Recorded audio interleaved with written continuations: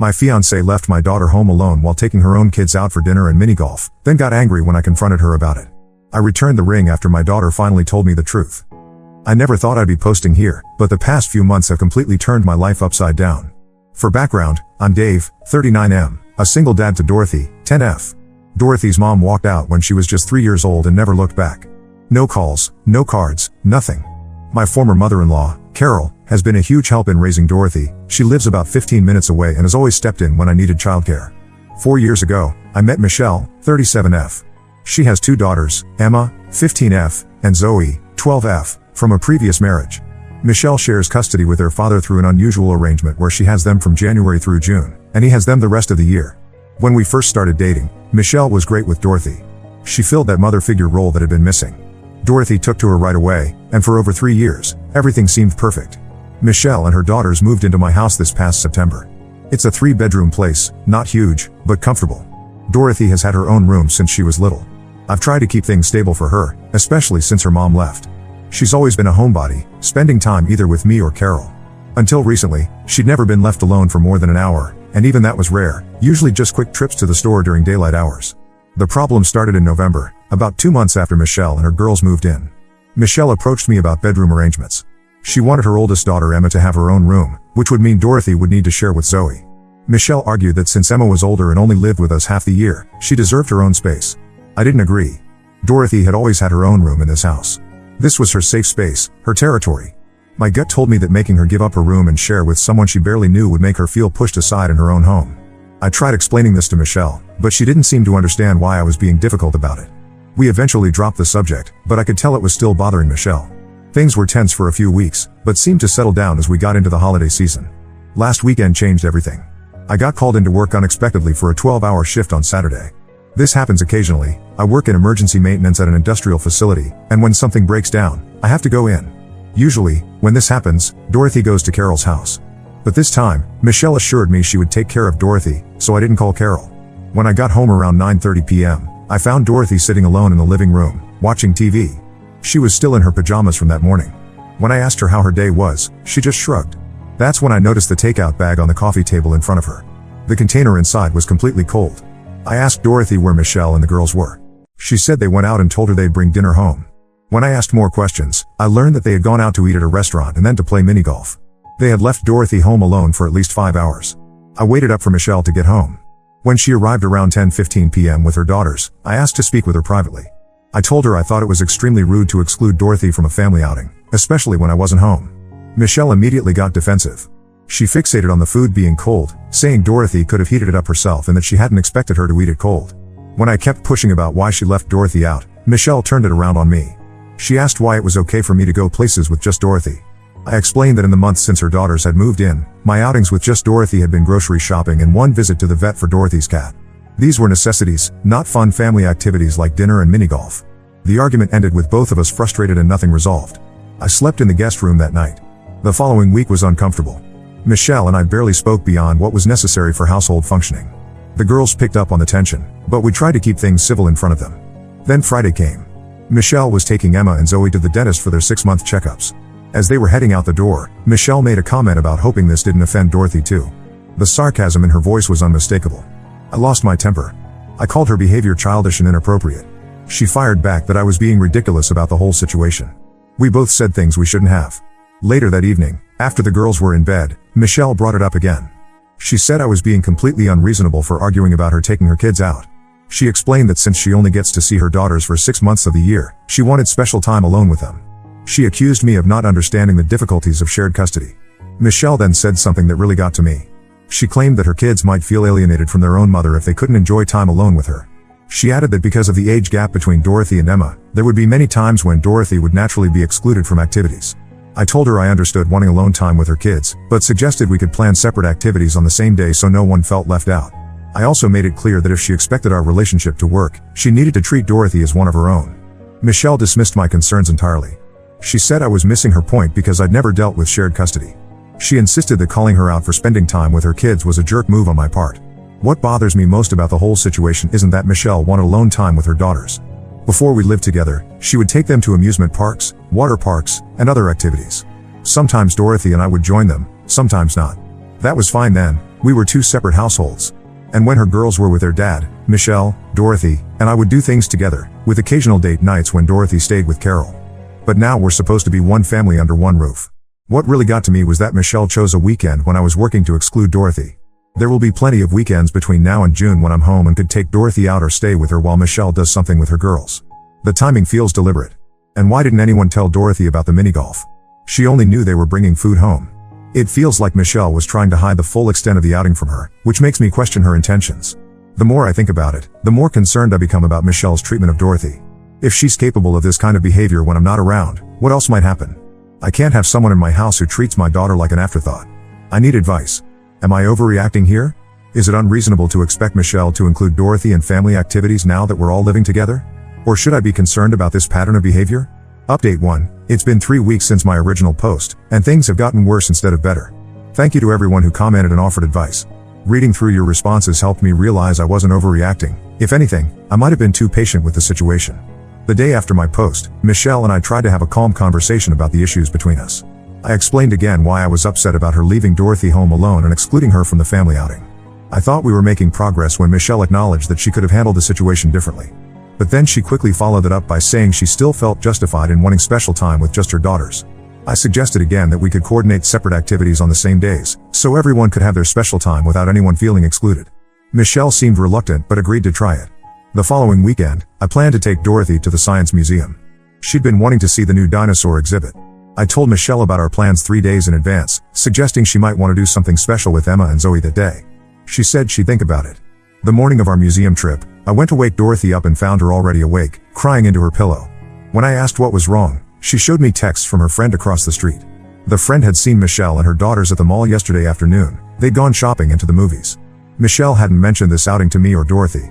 When confronted, Michelle didn't even try to deny it. Instead, she said, "I didn't realize I needed permission to take my kids shopping." She claimed they'd made a spontaneous decision after school, but Emma later let slip that they'd been planning the movie trip for days. That weekend, I took Dorothy to Carol's house more than usual. I needed time to think, and Dorothy clearly needed a break from the tension at home. Carol noticed something was wrong and asked what was happening. After I explained the situation, she offered to let Dorothy stay with her more often if needed. She also reminded me that Dorothy's well-being needed to be my priority. By the second week, Michelle had stopped pretending to try. She started taking more mom-only outings with her daughters, often without telling me in advance. When I'd ask where they were going, she'd give vague answers like out or just to grab something. The breaking point came last Wednesday. I came home from work to find the house empty except for Dorothy, who was doing homework at the kitchen table. She told me Michelle had left around 2:30 p.m., saying they'd be back for dinner. It was now almost 6 p.m. I texted Michelle asking where everyone was. She replied that they were at Emma's volleyball game, which had apparently been scheduled for weeks. This was the first I'd heard about it. I asked why Dorothy wasn't invited, and Michelle responded that she wouldn't have enjoyed it anyway. When they finally got home around 7:30 p.m., I noticed they'd stopped for ice cream afterward. Emma was still finishing her cone. No ice cream for Dorothy, of course. That night, after the girls went to bed, I told Michelle we needed to talk about our relationship. I explained that her behavior was creating a hostile environment for Dorothy, who was feeling increasingly unwelcome in her own home. I said I couldn't continue in a relationship where my daughter was treated as less important than her children. Michelle got defensive immediately. She accused me of trying to control her relationship with her daughters and said I didn't understand the pressure she felt during their months together. She claimed she was trying to make up for lost time. I pointed out that she seemed perfectly capable of including Dorothy in activities before we lived together, and asked what had changed. She stumbled over her answer, eventually saying that living together was different and more complicated. When I pressed her on why living together should mean treating Dorothy worse rather than better, she finally admitted something that floored me. She said she resented that Dorothy got to stay in her own room while her daughters had to share. She felt I was prioritizing Dorothy over her kids, so why shouldn't she prioritize her kids over Dorothy? I couldn't believe what I was hearing. Michelle was essentially admitting to deliberately excluding a 10-year-old child because of a disagreement with me over bedrooms. It was petty and cruel, and completely changed how I saw her. I told Michelle I needed some space to think. The next morning, I called my boss and took 2 days of personal leave. I packed bags for Dorothy and myself and went to stay at a hotel nearby. I texted Michelle that we needed time apart, and she should use the time to think about whether she really wanted this relationship to work. During our hotel stay, Dorothy and I had some good talks. Without directly criticizing Michelle, I asked how she felt about our living situation. Dorothy admitted she felt like she was always walking on eggshells around Michelle and her daughters lately. She said she missed how things used to be, when Michelle would bring her little presents and help with her homework. Yesterday, we went back home. Michelle was surprisingly subdued. She said she'd been thinking about everything and realized we couldn't continue living together under the current circumstances. She suggested moving out temporarily, to give everyone some breathing room. She mentioned looking for a small apartment for herself and her daughters until June, when they would go back to their fathers. As much as part of me wanted to work things out, I felt nothing but relief at her suggestion. I told her I thought that would be for the best. She started apartment hunting online immediately and has a few viewings scheduled for tomorrow. So that's where things stand now. Michelle will be moving out soon. I'm not sure what this means for our relationship long term, but right now, protecting Dorothy has to be my priority. The engagement is effectively on hold, though neither of us has officially ended it. I'll update again once Michelle finds a place and moves out.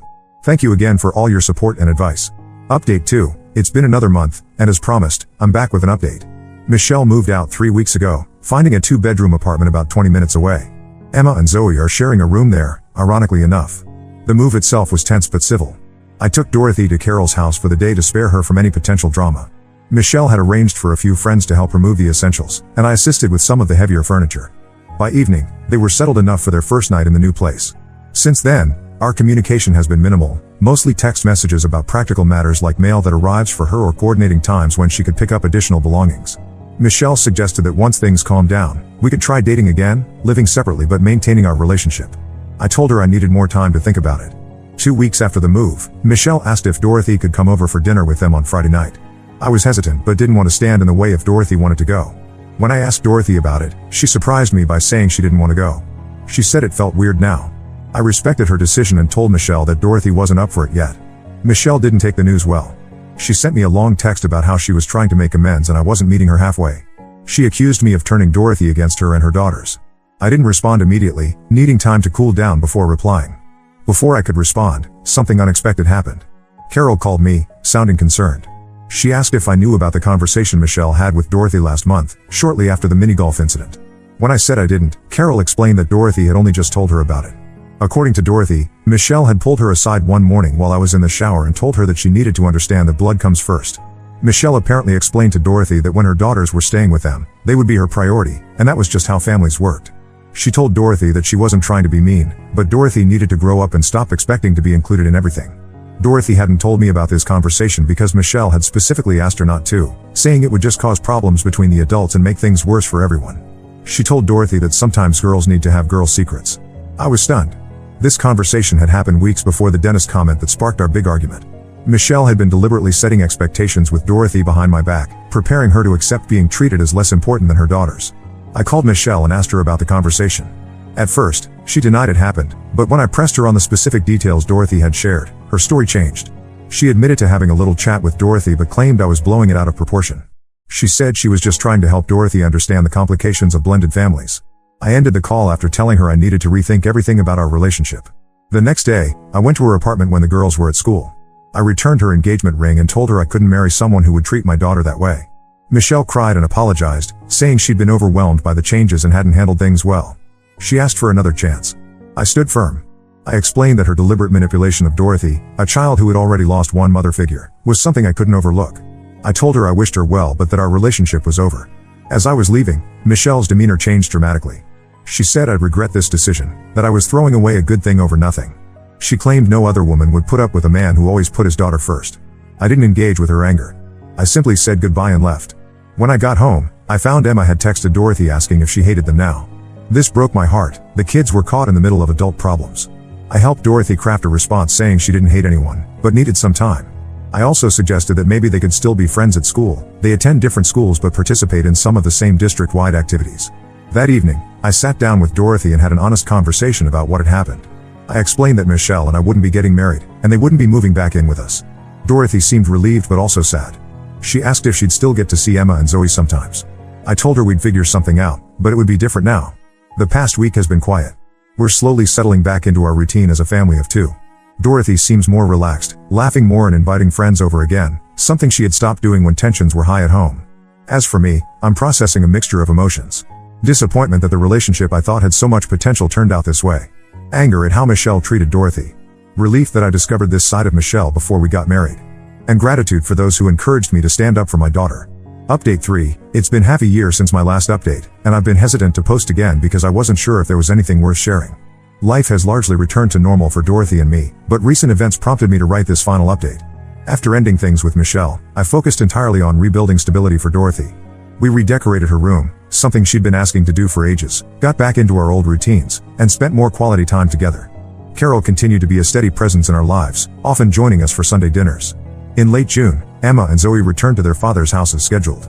Michelle texted me to let me know they were leaving and asked again if Dorothy wanted to say goodbye. Dorothy decided she did want to see them, so I took her over for a brief visit. It was awkward but civil. The girls exchanged contact information, though as far as I know, they haven't been in regular communication. Throughout the summer, Michelle occasionally reached out with attempts to reconcile. She sent lengthy emails explaining how she'd reflected on her behavior and realized her mistakes. She asked for coffee meetings to talk things through. I declined these invitations, maintaining that my decision was final. In August, I received a call from Michelle's ex-husband, Brian. This was unusual as we'd only met a handful of times and never spoken privately. He wanted to meet for a beer, saying he had something important to discuss. Curious, I agreed. At the meeting, Brian revealed that Michelle had been bad-mouthing me to mutual friends, claiming I had unreasonable expectations and had ultimately left her because I couldn't handle her daughters. More concerningly, she had been telling Emma and Zoe that I had prevented Dorothy from maintaining a relationship with them, painting me as the villain in the situation. Brian only learned about this when Emma became upset after trying to message Dorothy through social media and receiving no response. It turned out Dorothy never received the messages because she doesn't have accounts on those platforms yet, something Michelle knew well. Brian apologized for getting involved but said he was concerned about the girls being used as pawns. He mentioned that Michelle had displayed similar behavior during their marriage, often creating conflict between him and the girls when she was upset with him. He wasn't telling me this to speak ill of her, but rather to warn me to be vigilant about Dorothy's well-being. I appreciated his candor and assured him I had no intention of preventing the girls from being friends if that's what they wanted. We exchanged contact information and agreed to facilitate occasional meetups between the girls when they returned to Michelle's in January. Last month, almost exactly a year after Michelle and her daughters moved in with us, I received a certified letter from Michelle. Inside was a formal apology letter, along with several pages of reflections on her behavior. She wrote that she had started therapy to address her insecurities and pattern of prioritizing her needs over others. She didn't ask for reconciliation this time, just acknowledged the hurt she had caused and took responsibility for her actions. I sent a brief email thanking her for the letter and wishing her well in her journey. That was the extent of our communication. As for Dorothy and me, we're doing well. Dorothy started 5th grade with enthusiasm and has joined the school science club. She still mentions Emma and Zoe occasionally, usually when something reminds her of them, but without the anxiety that characterized those discussions in the past. I've started dating again, very casually and without introducing anyone to Dorothy yet. The experience with Michelle taught me valuable lessons about blending families and the importance of watching for red flags. I'm more cautious now, but not closed off to the possibility of finding a partner who truly respects the bond I have with my daughter. Carol remains our rock, stepping in whenever needed and providing Dorothy with steady female guidance. I've often wondered how different things might have been if Michelle had approached her role in Dorothy's life with the same selflessness that Carol demonstrates every day. The bedroom that briefly belonged to Emma and Zoe has been converted into a combined guest room and home office. Sometimes when I'm working in there late at night, I reflect on how quickly life can change, how someone can go from being your future wife to a cautionary tale.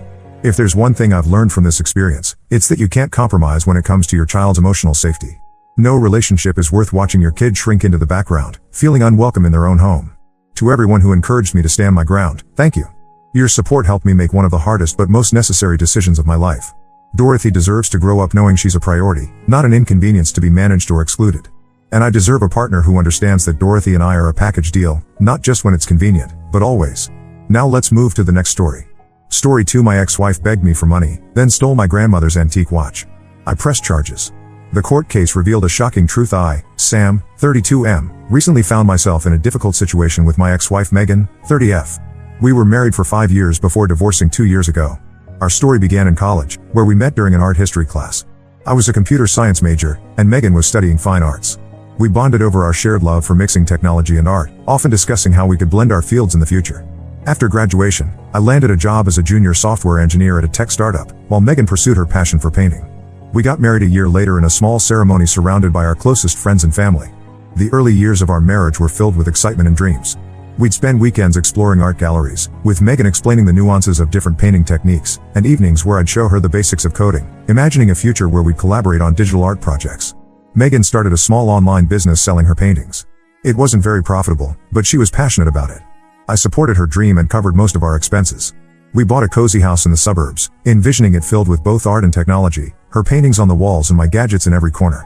However, as years passed, the reality of our different career paths began to create tension. My job became more demanding as the startup grew, often requiring late nights and weekends. Megan's art business struggled to take off, leading to frustration and self-doubt. We began arguing more frequently about finances and the time we spent together. The final straw came when I was offered a promotion that would require even more of my time. Megan felt I was prioritizing my career over our relationship, while I felt she didn't understand the pressures I was under to provide for us. After months of couples counseling and heated discussions, we realized we had grown apart and wanted different things from life.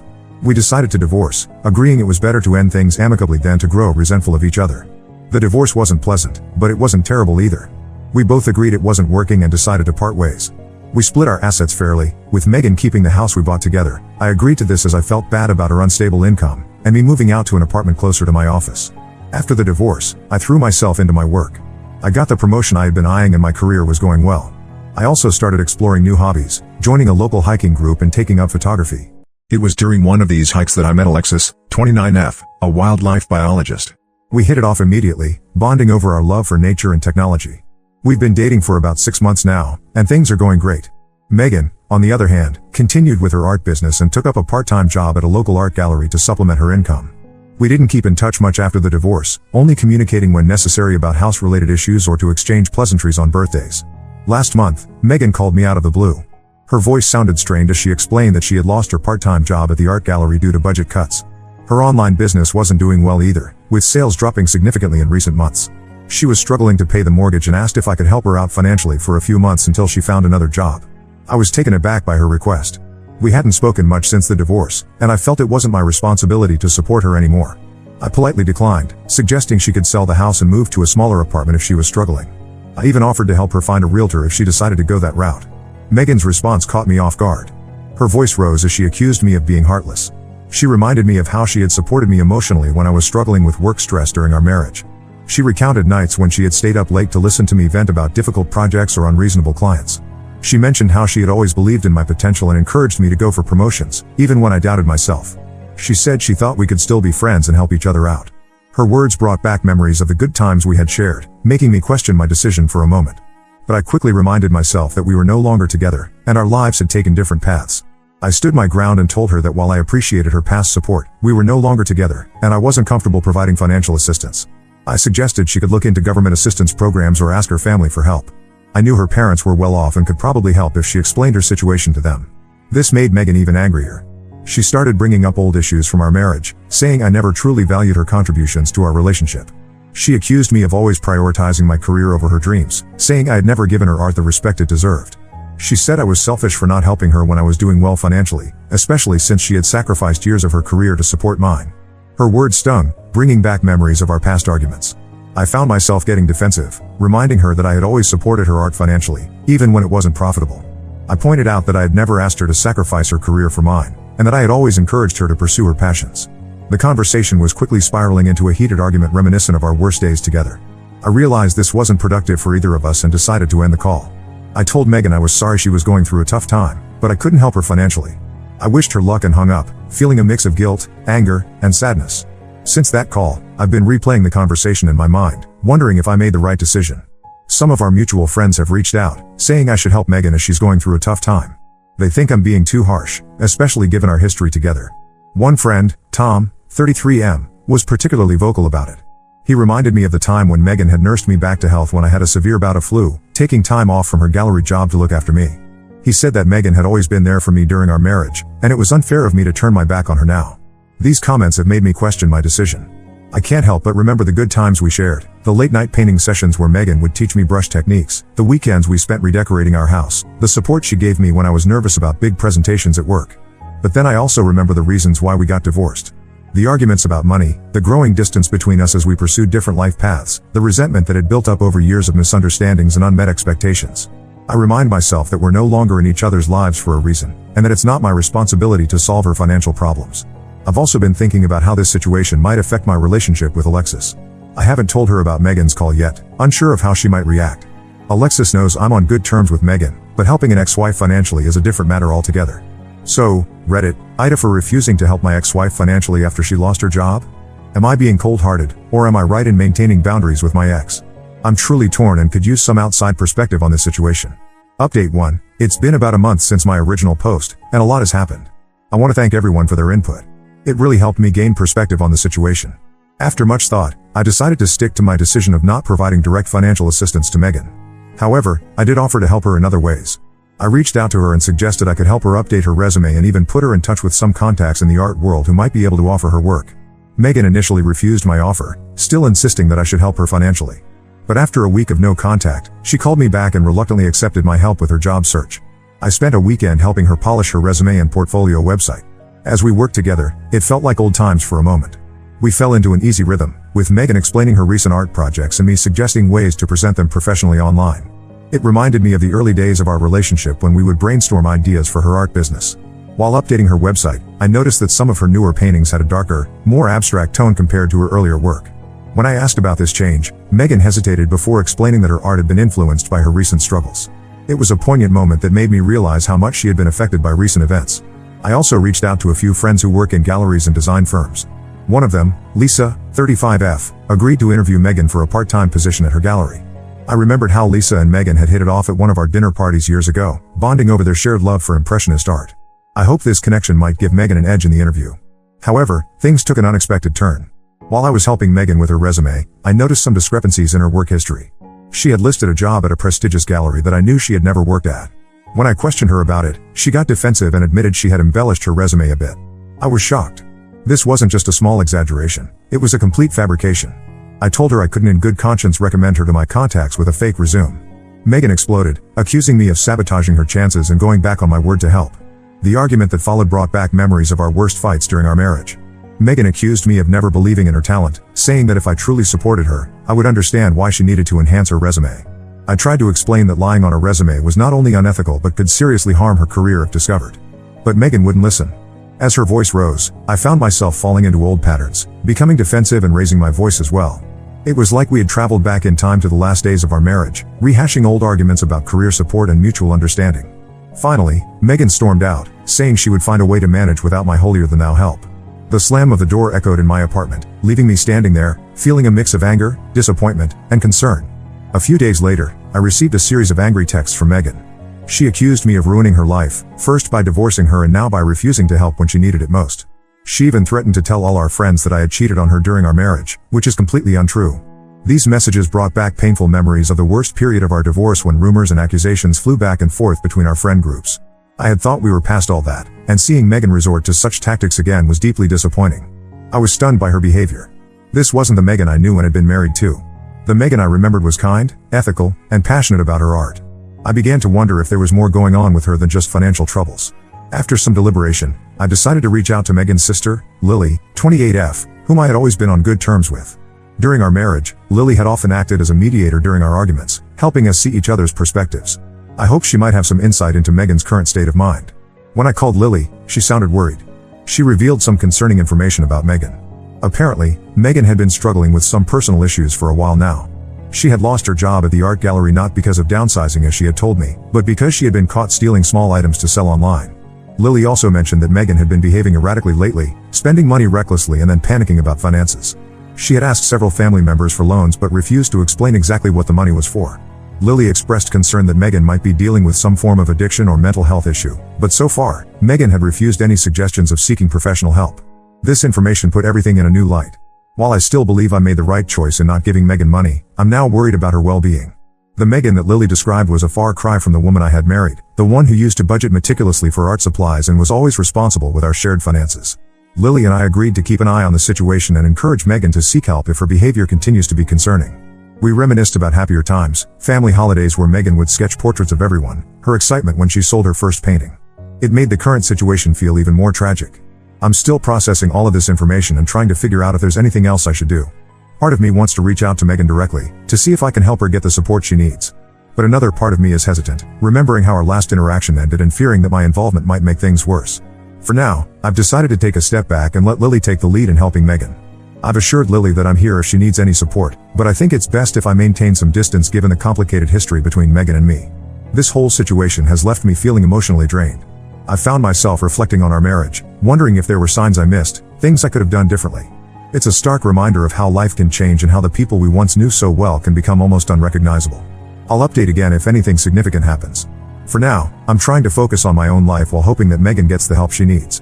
Update 2. It's been 2 weeks since my last update, and the situation with Megan has escalated in ways I never expected. Last week, I received a call from the local police department. They wanted to question me about some valuable items that had gone missing from my apartment. I was confused because I hadn't noticed anything missing, but when they described the items, my grandmother's antique watch and a few other family heirlooms, I realized they were things I'd packed away in storage after the divorce. These items held deep sentimental value for me. The watch, in particular, was a cherished gift from my grandmother on her 80th birthday. I remembered how proud she was to pass it down to me, telling me stories of how it had been in our family for generations. The thought of it being stolen made my heart sink. The officer informed me that these items had been pawned at a local shop, and the transaction was captured on security cameras. To my shock, the person in the footage was Megan. I felt like the ground had dropped out from under me. During our marriage, Megan had free access to our apartment, and she knew the location of my storage unit. She must have used her old key to enter my apartment and take the items when I was at work. As the reality of the situation sank in, a flood of memories washed over me. I remember the day I had shown Megan these family heirlooms, explaining the history behind each piece. She had been fascinated, especially by the watch, admiring its intricate engraving and asking me to tell her all the stories my grandmother had shared about it. The thought that she had now stolen and pawned these precious items felt like a betrayal of not just me, but of the entire history and trust we had shared. The police asked if I wanted to press charges. I was torn. On one hand, what Megan did was clearly wrong and illegal. It wasn't just theft, it was a profound breach of trust. On the other hand, I couldn't help but remember the good times we had shared and wonder what had driven her to this point. I thought about our wedding day, how radiant Megan had looked as she walked down the aisle, the promises we had made to always support each other. I remember the countless nights we had spent talking about our dreams, our fears, our hopes for the future. How had we gone from that to this? After much deliberation, I decided to press charges. It was a difficult decision, but I felt it was necessary. Maybe this would be the wake-up call Megan needed to get her life back on track. I hoped that facing the consequences of her actions might push her to seek the help she clearly needed. The next day, Megan was arrested. Lily called me, distraught. She begged me to drop the charges, saying Megan was going through a really tough time and didn't need legal troubles on top of everything else. She revealed that Megan had been diagnosed with depression a few months ago but had stopped taking her medication, believing she could handle things on her own. I explained to Lily that while I sympathized with Megan's struggles, her actions had crossed a line, and there needed to be consequences. I assured her that I didn't want to see Megan suffer, but I believed this might be the push she needed to accept help and make positive changes in her life. News of Megan's arrest spread quickly among our friend group. Opinions were divided. Some supported my decision, saying Megan needed to face the consequences of her actions.